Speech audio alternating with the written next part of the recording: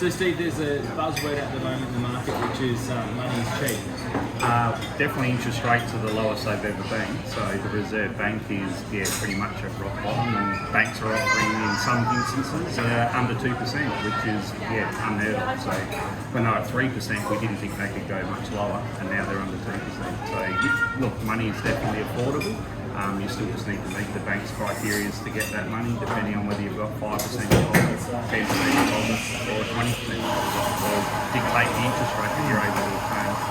So when you bought your home, what was your rate? Very good question. I think it might have been about 9 9%. to begin with. How many years ago was that? 20. 20 years ago, yeah. So when Lisa and I, we bought our first home, our rate was about 10%. Yep. That was back in 2007. Yep.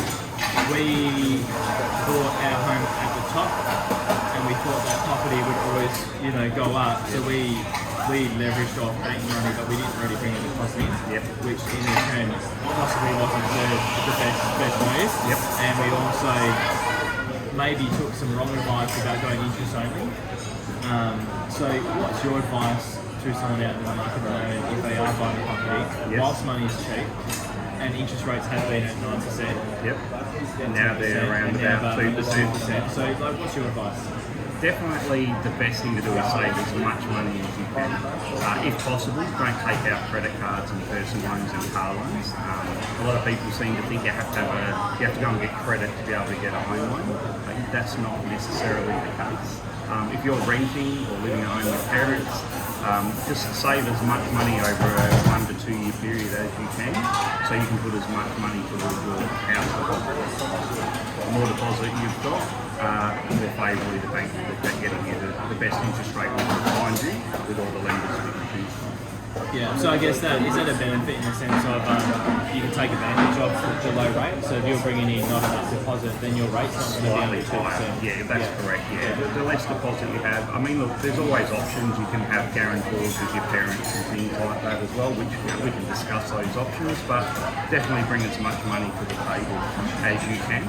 And then from there, as you just said earlier, I would always say to people you want to be paying principal and interest on your primary residence that you live in. So we're kind of talking more towards first home buyers at the moment. Yep. So when you talk about principal and interest, people may not know what that means. Yep, so it means you're actually paying your loan off.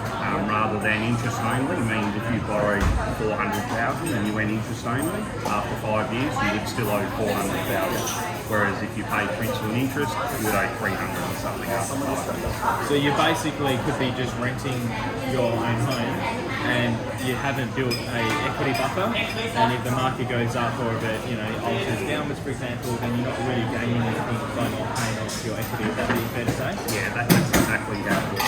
And the thing is, the market is not what it was when people were advised to maybe look at interest only, to just allow your home to naturally appreciate in value, which gave you the equity for the next one by paying interest only. Property, as you know, has been on a downward side. It's only now starting to recover, so you really can't afford to just make an interest only. Yeah.